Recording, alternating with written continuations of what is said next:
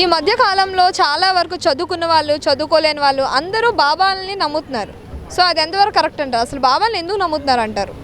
ఇప్పుడు చదువుకున్న యువతకి నాలెడ్జ్ అలా ఇంప్రూవ్ అవుతుందా తగ్గుతుందో అర్థం కావట్లేదు ఈ సమాజంలో. ఎందుకంటే ఈ సమాజంలో బైబిల్ కానీ భగవద్గీత కానీ ఖురాన్ కానీ అందులో సత్యాలు ఉన్నాయి. ఆ నిజ జీవితంలో కావాల్సినవి అవి చదువుకోకుండా ఈ విద్యారంగంలో చదువుకొని మిడిమిడి జ్ఞానంతో ప్రతిదాన్ని బాబాలు అని చెప్పేసి పుట్టుకొస్తూ ఉన్నారు. పుట్టగొడుగులాగా బాబాలు పుట్టుకొస్తూ ఉన్నారు. వాళ్ళే దేవుళ్ళు అని చెప్పేసి వాళ్ళు వెనకపోతుంటే వాళ్ళేమో బతకడం కోసమని వాళ్ళు బాబాల వేషం వేసుకొని వాళ్ళు బయటకు వస్తుంటే వాళ్ళకి సొత్తు పలకడానికి వీళ్ళంతా యువత అలా తయారై వెళ్ళిపోతూ ఉంది. అది ఎంతవరకు కరెక్ట్? ఎవరు నమ్మమన్నారు? బాబా ఎవరన్నా ఏ బాబా అయినా సరే నేను ఒక పవిత్రంగా నేను ఒక దేవుణ్ణి, నా దగ్గర రండి, నాకు శక్తులు ఉన్నాయి, నేనే మిమ్మల్ని అందరినీ చూసుకుంటాను అని చెప్పేసి ఏ బాబా నా పిలుస్తున్నాడా? మూర్ఖులు కాకపోతే ఎవరు బొమ్మన్నారు బాబాల దగ్గరికి? ఆలోచించండి. పోయేవాళ్ళే మూర్ఖులు తప్ప బాబాలైతే తప్పేం లేదు. వాడు బతకడానికి వాడు ఏదో వేషం వేసుకున్నాడు. వాడిని దేవుణ్ణి చేసేది మనమే, అవునా కాదు? వాడిని దేవుణ్ణి చేసేది మనమే. వాడు ఏ వేషమన్నా వేసుకొని వాడి దగ్గరికి పోకుండా ఉంటే వాడు ఎట్లా బాబా అవుతాడు?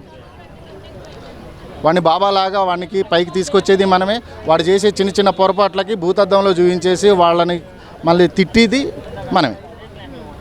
అంటే ఒక జ్వరం వచ్చినా, ఒక జలుబు వచ్చినా, దగ్గు చేసినా, ఏం చేసినా బాబా బాబా అని అంటూ వెళ్తూ ఉంటారు కదా. సో దాని గురించి మీరు ఏం చెప్తారు? ఇప్పుడు జ్వరాల దగ్గులకి బాబాల దగ్గరికి పోయి చేస్తే సమాజంలో ఇంత కరువు ఉంది కదా, ఇంత కరువు ఉంది కదా, బీదోళ్ళు ఉన్నారు కదా, అడుక్కు తింటున్నారు కదా సమాజం. ఈ బాబాలందరూ వాళ్ళ శక్తితోటి, వాళ్ళకి కావాల్సిన శక్తితోటి డబ్బును పుట్టించేసి డబ్బు కరువు లేకుండా చేయొచ్చు కదా సమాజాన్ని.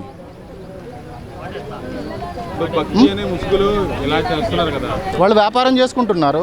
భక్తి అనే ముక్తిలో వాళ్ళు వ్యాపారం చేసుకుంటున్నారు. అసలు నిన్ను వాడి దగ్గర పోయి దండం పెట్టమని ఎవరు అడిగారు? నీకు నువ్వుగా పోయి బాబా అని చెప్పేసి దండం పెట్టుకుంటే, నీకు నువ్వుగా పోయి అక్కడ బాబా అని చెప్పేసి వాడికి దండం పెట్టుకుంటే ఆ బాబా ఏం చేస్తాడు?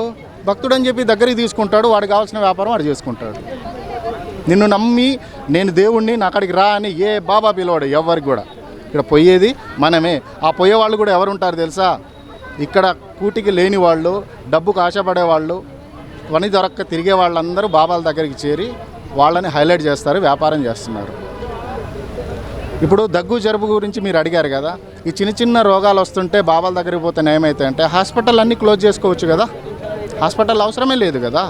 అందరం పోయి బాబాల దగ్గర కూర్చుంటే ఏ రోగం లేకుండా అందరికీ దీవించేసి వాళ్ళు బ్లెస్సింగ్ ఇచ్చేసి రోగాలు నయం చేస్తారు కదా. రోగం అనేది ఉండదు కదా ఇండియాలో కాదు భూగోళం మీద. అసలు రోగాలు లేకుండా చేయొచ్చు కదా బాబాలు. ఇది అంటే రీసెంట్గా మనం చూసుకున్నట్టయితే బెంగళూరులో కూడా ఒక బాబా ఇంకా రూమ్కి తీసుకెళ్ళే అమ్మాయిని లొంగ తీసుకోవడం అదంతా చేస్తున్నారు. ఎందువల్ల? ఇప్పుడు వీళ్ళు మూర్ఖులుగా వాళ్ళు చెప్పింది వింటూ వాళ్ళ దగ్గరికి వెళ్తున్నారు కాబట్టి వాళ్ళకి నచ్చినట్టు వాళ్ళు చేస్తున్నారు. వాళ్ళు అలా చేస్తున్నారని చెప్పేసి మళ్ళీ సోషల్ మీడియాలో కానీ వీడియోలలో తీసేసి బాబాలు ఇలా చేస్తున్నారు, దొంగ బాబాలు అని చెప్పేసి మనమే ప్రచారం చేస్తున్నాం. ఫస్ట్ వాళ్ళ దగ్గరికి వెళ్ళటమే తప్పు. మళ్ళీ వాళ్ళు చేసే తప్పుల్ని మనకు ఇలా తప్పులు చేస్తున్నారని చూపించుకోవడం ఇంకా పెద్ద తప్పు. సమాజం ఎంత అప్డేట్ అయినా కానీ ఇలాంటి దాని మీద మీరు ఏమంటారంటే బాబాలు నమ్మడం కానీ? నేను ఒకటే అంటున్నాను, బాబాల్ని నమ్మటం కాదు. ఇక్కడ ఆర్థిక ఇబ్బంది ఉంది. ఫస్ట్ ఇండియాలో ఆర్థిక ఇబ్బంది ఉంది. ఆర్థికంగా ఏ బాబా అయినా సరే నా దగ్గరికి వస్తే మీకు బాగు చేస్తానంటే వాళ్ళ దగ్గర పనిచేసే సిబ్బంది ఏం చేస్తారంటే వాళ్ళ ఆర్థిక ఇబ్బందుల్ని కొంచెం వాళ్ళని సపోర్ట్ చేసేసి వాళ్ళకి ఏం చేస్తారు? సపోర్ట్ చేసేసి ఆర్థిక ఇబ్బందిని తొలగిస్తారు. వాళ్ళు ఏమంటారు? నేను పలానా దగ్గరికి పోయేస్తే నా కోరికలు తీరినాయి, నా పలానా దగ్గర పోయేస్తే ఆ బాబా దగ్గరికి పోయేస్తే నాకు నయమైందని చెప్పేసి వాళ్ళుగా ప్రచారం చేసుకొని వ్యాపారం చేసుకుంటున్నారు. రీసెంట్గా రిలీజ్ అయిన దురంధర్ సినిమాని పెద్ద ప్రాపగండా సినిమాని మోడీ దగ్గర ఉండి ఆ సినిమాని తీయించాడు అంటారు. అందులో ఎంతవరకు నిజం అంటారు? ఇప్పుడు సినిమాల విషయంకి వస్తే దాని వెనుక చాలామంది కష్టపడ్డ వాళ్ళు ఉంటారు, చాలామంది పెట్టుబడి పెట్టిన వాళ్ళు ఉంటారు. వాళ్ళు వ్యాపారం చేస్తున్నారు సినిమాల్లో. కానీ ఈ సినిమాల్లో నడిచే ఈ చరిత్రల్ని వాళ్ళు చేసుకున్న ఆ కథల్ని మానవ సమాజం ఏం చేస్తుందంటే మసి పూసేస్తుంది. కులమత భేదాలకి అంటగడుతున్నారు. అది సినిమా అనేది ఒక వ్యాపారం, బిజినెస్.